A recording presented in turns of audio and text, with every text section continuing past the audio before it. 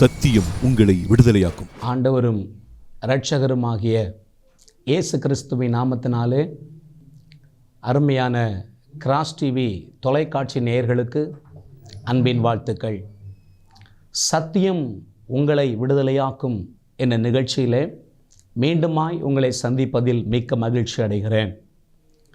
கடந்த நாட்களிலே லூக்கா எழுதின நற்செய்தி நூல் 12வது அதிகாரம் 24வது வசனத்திலிருந்து ஒரு காரியங்களை நாம் கற்றுக்கொண்டு வருகிறோம். சத்தியத்தை கற்றுக்கொண்டு வருகிறோம். ஓசியா 4:6, ஏசாயா 5:13 இந்த வசனங்களை நாம் சற்று திரும்பி பார்ப்போமானால், என் ஜனங்கள் அறிவில்லாமையினால் சங்காரமாகிறார்கள், என் ஜனங்கள் அறிவில்லாமையினால் சிறைப்பட்டு போகிறார்கள். தேவனை தேடுகிற ஜனம், ஆண்டவர் ஆராதிக்கிற ஜனம், உண்மையாய் கர்த்தரை ஆராதிக்கிற தேவ ஜனங்கள், உண்மையாய் தேவனுக்கு வாழ்க்கை அர்ப்பணித்திருக்கிற தேவ ஜனங்கள், அவர் ஜனந்தான், அவரை நேசிக்கிற ஜனந்தான். ஆனால் அறிவில்லாமையினால் சங்காரமாகிறார்கள். அநேக தேவ ஜனங்களுக்குள் ஒரு விதமான ஆதங்கம் இருப்பதை நாம் பார்க்கிறோம். நான் யாருக்கு என்ன பொல்லாப்பு செய்தேன்? இத்தனை வருடங்கள் ஆகியும் என் பிரச்சனை மாறவில்லையே, என் கஷ்டம் நீங்கவில்லையே, எனக்கு ஒரு நன்மை வரவே இல்லையே, என் வாழ்க்கை ஒரு காணல் நீரை போல இருக்கிறது என்று சொல்லி அங்கலாய்க்கிறார்கள். அவர்கள் எல்லாருக்கும் ஆண்டவர் கொடுக்கிற ஒரே பதில், சத்தியத்தை அறிவீர்கள், சத்தியம் உங்களை விடுதலையாக்கும். எல்லா மனிதரும் ரட்சிக்கப்பட மட்டும் தேவன் சித்தமுள்ளவராக இருக்கவில்லை. எல்லா மனிதரும் ரட்சிக்கப்படவும் சத்தியத்தை அறிகிற அறிவை அடையவும் சித்தமுள்ளவராக இருக்கிறார். ஆகவே இந்த செய்தியை கேட்கிற தேவ ஜனமே, உங்களுக்குள்ள ஒரு ஆழமான தாகம் உண்டாகட்டும். சத்தியத்தை அறிகிற அறிவிலே நான் வளர்ச்சி அடைய வேண்டும். வெறுமனே வசனத்தை வாசிப்பதனால், வெறுமனே வசனத்தை கேட்பதினால் அல்ல, வசனத்திலிருந்து சத்தியத்தை குறித்த வெளிப்பாடு, வசனத்திலிருந்து வெளிப்பாடு வர வேண்டும். ரெவலேஷன் நாலேஜ், வெளிப்பாட்டு அறிவு தான் வாழ்க்கையை தூக்கி நிறுத்தும். ஆண்டவராக இயேசு கிறிஸ்து 12 சீஷர்களை பார்த்து கேட்டார், ஜனங்கள் என்னை யார் என்று நினைக்கிறார்கள்? அவர்கள் சொன்னார்கள், சிலர் உம்மை யோவான் ஸ்நானகன் என்றும், சிலர் உம்மை எலியா என்றும், சிலர் உம்மை தீர்க்கதரிசிகளில் ஒருவர் என்றும் நினைக்கிறார்கள். உடனே ஆண்டவராக இயேசு கேட்டார், சரி பரவாயில்லப்பா, நீங்கள் என்னை யார் என்று நினைக்கிறீர்கள்? 12 சீஷர்களை பார்த்து ஆண்டவர் இயேசு கேட்டார், நீங்கள் என்னை யார் என்று நினைக்கிறீர்கள்? ஏன்னா அன்றைக்கு இருந்த அநேக யூதர்கள் இயேசு கிறிஸ்து மரியாளின் மைந்தன் என்றும் யோசேப்பின் குமாரன் என்றும் நினைத்து கொண்டிருந்தார்கள். ஆகவே ஒரு கேள்வியை கேட்டார். எல்லாரும் திரு என்று முழித்து கொண்டிருக்கும் பொழுது பேதுரு ஒரு பதில் சொல்லுகிறார், நீர் ஜீவனுள்ள தேவனுடைய குமாரனாகிய கிறிஸ்து, நீர் ஜீவனுள்ள தேவனுடைய குமாரனாகிய கிறிஸ்து. உடனே ஆண்டவர் இயேசு சொன்னார், யோனாவின் குமாரனாகிய சீமோனே, இந்த 12 பேரில் நீ பாக்கியவான். இந்த கல்லின் மேல், பேதுருவே ஓ மேலே இல்லை, உனக்கு கிடைச்ச வெளிப்பாட்டு அறிவின் மேல் என் சபையை கட்டுவேன். அதாவது உனக்கு என்னை பற்றிய வெளிப்பாட்டு அறிவு இருப்பதனால, இந்த அறிவினால் நீ அநேக சபைகளை கட்டி எழுப்பக்கூடிய அபிஷேகம் வல்லமை உன்னிலிருந்து வெளிப்படும் என்ற அர்த்தத்தில் ஆண்டவர் சொன்னார். வெறுமனே கிறிஸ்துவின் மேல் அல்ல, கிறிஸ்துவை பற்றிய வெளிப்பாட்டு அறிவின் மேல்தான் நாம் கட்டப்படுவோம், நாம் கட்டப்பட முடியும், தூக்கி நிறுத்தப்பட முடியும்.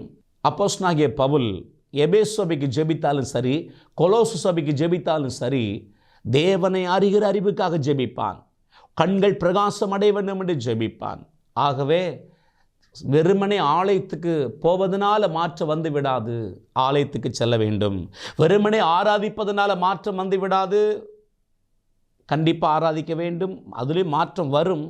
ஆனால் பரிபூரண பெர்ஃபெக்ட் வில், பரிபூர்ண தேவ சித்தம் நிறைவேற வேண்டுமானால், வாழ்க்கையில் தேவன் உங்களை தூக்கி நிறுத்த வேண்டுமானால், ஆலயத்துக்கு வந்தாலும் சத்தியத்தை அறிகிற அறிவில் வளர்ச்சி அடையும்படி நம்முடைய மனக்கண்கள் பிரகாசம் அடைய வேண்டும். சரி, ஆகவே தான் என் ஜனங்கள் அறிவில்லாமையினால சங்காரமாகிறார்கள் என்று சொன்னார். சத்தியத்தை அறிகிற அறிவு. இப்போ சத்தியத்தை எதிலிருந்து அறிகலாம் என்றால், யோவான் 17:17 நான் சொல்லிய உபதேசத்தினால் நீங்கள் சுத்தமானீர்கள், வசனமே சத்தியம். ஸோ வசனத்திலிருந்து நாம் சத்தியத்தை, வெளிப்பாட்டு அறிவை அறிந்து கொள்ள வேண்டும். ஸோ சில வாரங்களாக 12:24 லூக்கா இந்த வசனத்தின் அடிப்படையில் ஒரு சத்தியத்தை கற்றுக்கொண்டு வருகிறோம். லூக்கா எழுதின நற்செய்தி நூல் 12வது அதிகாரம் 24வது வசனம். காகங்களை கவனித்து பாருங்கள். ஆண்டவராகிய இயேசு கிறிஸ்து அற்பமான ஒரு காரியத்திலிருந்து ஆழமான சத்தியத்தை கற்றுக் கொடுப்பதில் அவருக்கு நிகர் அவர்தான். எளிமையான உதாரணத்தை கொண்டு ஆழமான சத்தியத்தை கற்றுக் கொடுக்கிற ஆண்டவர். சரி, காகங்களை கவனித்து பாருங்கள் என்று சொன்னாரே, வெறுமனே வெளியே பறக்கிற காகத்தை அல்ல, அந்த சந்தர்ப்பத்தில் ஒரு காகத்தை சொன்னார். அது போக வேதம் பல காகங்களை கற்றுக் கொடுக்கிறது. அந்த காகத்துக்கு பின்னணியில் ஆழமான சத்தியங்களை மறைத்து வைத்திருக்கிறார். அதில் ஒன்றுதான் கவலைப்படாத காகங்கள் என்று ஒரு வாரம் தியானித்தோம். இரண்டாவதாக பேழைக்குள் இருந்த காகம் என்று நாம் தியானித்தோம். ஆதியாகமத்தின் புஸ்தகம் 8வது அதிகாரம் 6வது 7வது வசனத்தில் வாசிக்கிறோம். நோவா 40 நாள் சென்ற பின்பு ஒரு காகத்தை பேழைக்குள்ளிருந்து வெளியே விட்டான். அது போவதும் வருவதுமாக காணப்பட்டது. ஸோ இரண்டாவதாக இந்த காகத்துக்கு ஒரு பெயர் வைக்கலாம், பேழைக்குள் இருந்த காகம். இந்த பேழைக்குள் இருந்த காகத்தை பற்றி கடந்த நாட்களிலே நாம் தியானித்தோம். பேழை என்ற வார்த்தையை சபைக்கு, ஆலயத்துக்கு மையமாக வைத்து ஒரு ஆலயத்தின் மேன்மை குறித்து கடந்த வாரத்திலே நாம் கற்றுக்கொண்டோம். அந்த வார்த்தைகளை கேட்ட தேவ பிள்ளைகள் நிச்சயமாக ஆஸ்வதிக்கப்பட்டிருப்பீர்கள். உங்கள் கண்கள் திறக்கப்பட்டிருக்கும். ஏனென்றால் அநேக தேவ பிள்ளைகள் சபையை குறித்த, சபையின் மேன்மை குறித்த, ஆலயத்தின் மேன்மை குறித்த சத்தியத்தை அறியாததுனால அநேக நன்மைகளை இழந்து போனார்கள். ஸோ அதை கெட்டவர்கள் நீங்கள் பாக்கியவான்கள். இன்றைக்கு அதே வசனத்திலிருந்து இன்னொரு காரியத்தை நாம் தியானிக்க போகிறோம்.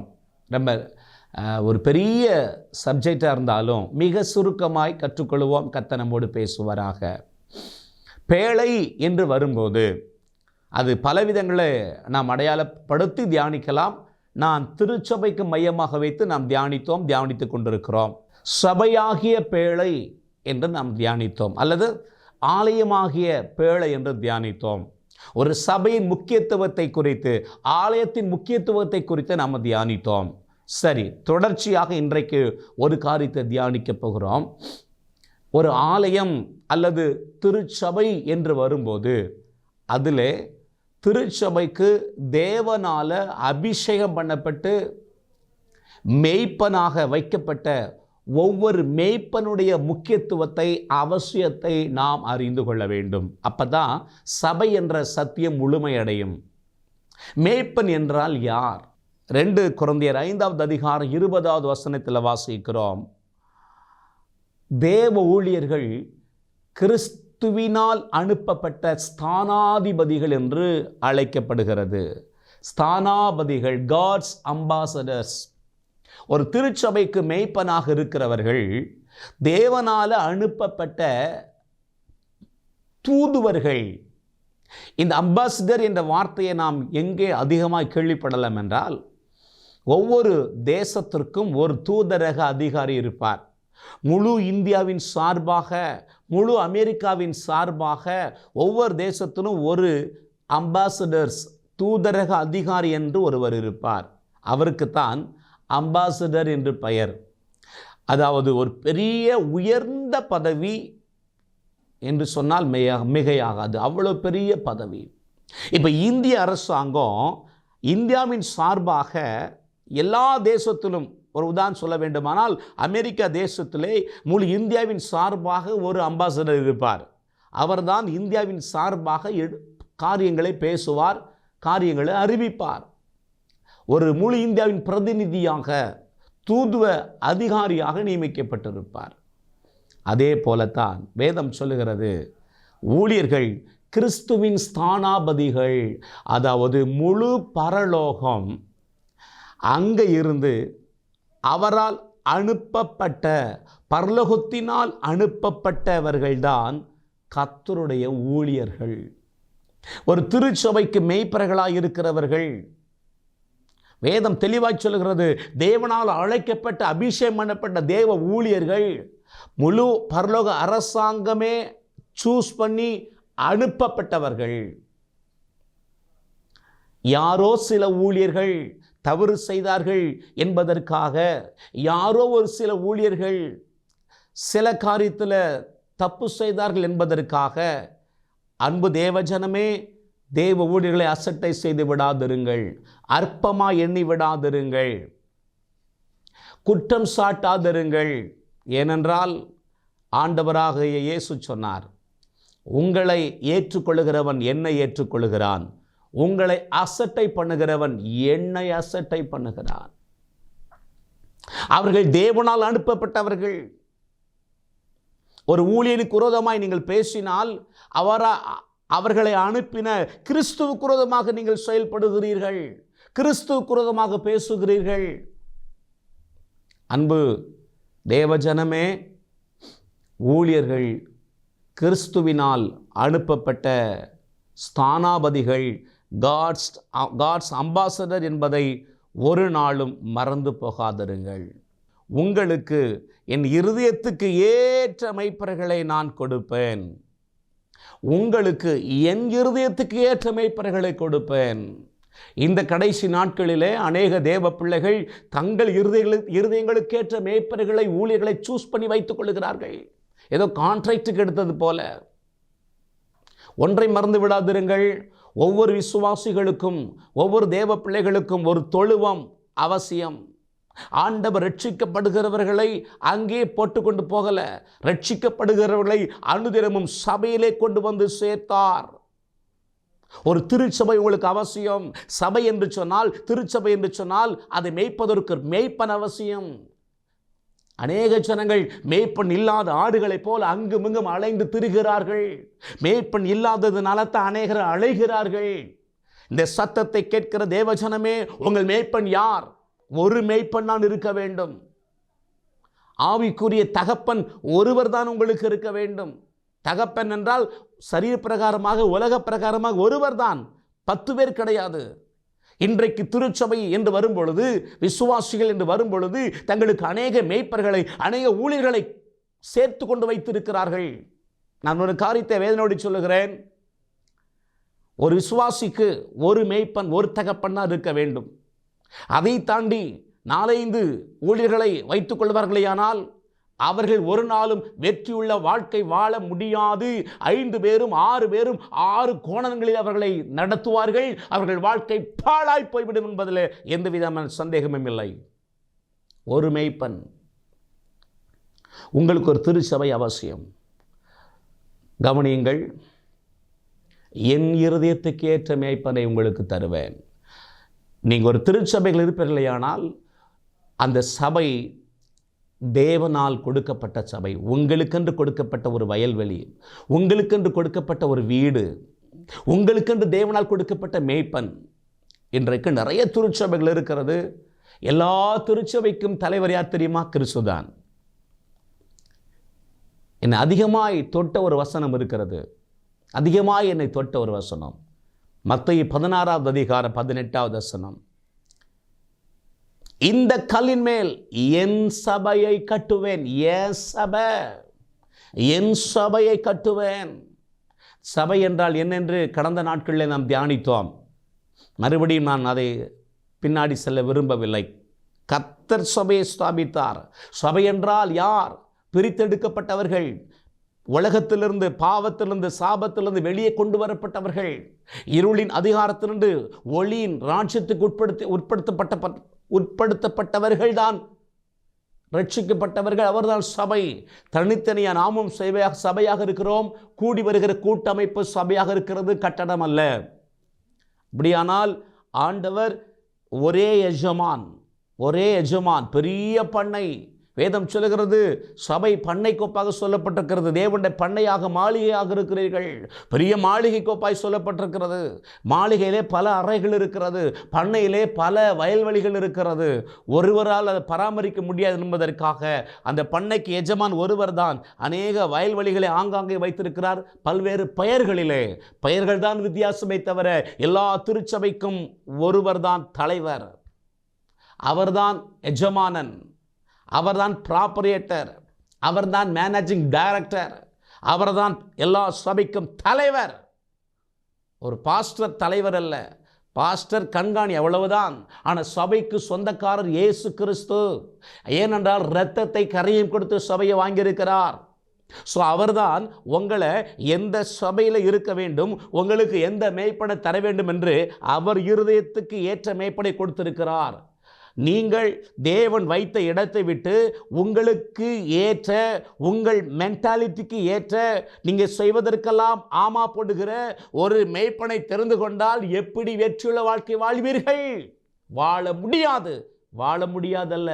தேவன் வைத்த தோட்டத்தில் இல்லாமல் தேவன் உங்களுக்கென்று கொடுத்த, அவர் இருதயத்துக்கு ஏற்ற மேய்ப்பனை கொடுத்த அந்த மேய்ப்பனுக்கு அடங்கி இருக்காம நீங்கள் வாழ முடியாதல்ல, வாழவே முடியாது. திட்டமாக தெரிந்து கொள்ளுங்கள். ஒரு சுவர் இருக்கிறது, அதில் ஒரு செங்கலை உருவுகிறோம். இந்த செங்கலை எந்த ஏரியாவில் கொண்டு வச்சாலும் மேட்ச் ஆகாது. எந்த இடத்துல அது இருந்ததோ அதில் பொறுத்துனா தான் மேட்ச் ஆகும், பர்ஃபெக்டாக இருக்கும். ஸோ திருச்சபை என்பது பரிபூர்ணமாய் வாழ்கிறவர்களுக்கு அல்ல, பெர்ஃபெக்டானவர்களுக்கு அல்ல. பெர்ஃபெக்ஷனை நோக்கி, பரிபூரணத்தை நோக்கி செல்லுவர்களுக்கு தான் சபை என்பது ஒரு பயிற்சி பட்டறை, சபை என்பது ஒரு ஒர்க் ஷாப். பல்வேறு தரப்பட்ட மக்கள் இருப்பார்கள். கண்டிப்பாக சபை என்றால் குறைகள் இருக்கும், தேவன் உருவாக்குவார். கடைசி வரைக்கும் தேவன் வைத்த ஸ்தானத்தில் இருந்து உங்கள் வாழ்க்கையை நீங்கள் அர்ப்பணிப்பீர்களேயானால், வேதம் சொல்லுகிறது கர்த்தருடைய ஆலயத்தில் நாட்டப்பட்டவர்கள் தேவனுடைய பிரகாரங்களில் செலுத்தியிருப்பார்கள். நாம் ஏற்கனவே தியானித்தோம், நாட்டப்பட்டவர்கள் அவர்கள்தான் முதிர்வையிலும் கனித்தந்து பசுமை புஷ்டியுமாக இருப்பார்கள். முதலாவது உங்களுக்கென்று அவர் இருதயத்துக்கென்று கொடுத்த ஒரு மேய்ப்பன், அந்த மேய்ப்பனுக்கு கீழ் அடங்கி இருந்து அவரை தொழுது கொள்ள, அவரை ஆராதிக்க, சத்தியத்தை கற்றுக்கொள்ள அர்ப்பணியுங்கள். அப்பொழுதுதான் வெற்றியுள்ள வாழ்க்கையை நீங்கள் வாழ்வீர்கள். தொடர்ந்து இதே சத்தியத்தை அடுத்த வாரம் நாம் கற்றுக்கொள்வோம். கர்த்தர் உங்களை ஆஸ்வதிப்பாராக. ஜெபிப்போம். கிருபை நிறைந்த அன்பு தகப்பனே, கர்த்தராகிய இயேசுவின் நாமத்தில் நாங்கள் உம்மை துதிக்கிறோம். இந்த நாளிலும் உம்முடைய வார்த்தைகளை கேட்ட பிள்ளைகளுக்காக ஸ்தோத்திரம். ஒரு சபை என்று வரும் பொழுது ஒரு மேய்ப்பனுடைய முக்கியத்துவம் எவ்வளவு என்பதை சில காரியத்தை கற்றுக்கொண்டிருக்கிறோம். தொடர்ந்து உம்முடைய பிள்ளைகளுக்கு கற்றுக் கொடுப்பீராக. நீர் உம்முடைய இருதயத்துக்கு ஏற்ற மேய்ப்பனை அந்த சபையை கொடுத்திருக்கிறீர் என்ற அறிவோடு ஒவ்வொரு தேவ பிள்ளைகளும் அந்தந்த திருச்சபையிலே நிலைத்திருந்து கனி கொடுக்க கிருபை செய்வீராக. வெற்றியுள்ள வாழ்க்கை வாழ உதவி செய்வீராக. இயேசுவின் நாமத்தில் பிதாவே, amen, amen. God bless you. கர்த்தர் உங்களை ஆசீர்வதிப்பாராக. Pastor S. ராஜேஷ், இயேசுவின் இரத்தக்கோட்டை, நல்ல சமாரியன் ஐக்கிய ஊழியங்கள், 15/272/1, பெரிய செல்வம் நகர், தாளமுத்து நகர் பகுதி, சிலுவைப்பட்டி, தூத்துக்குடி.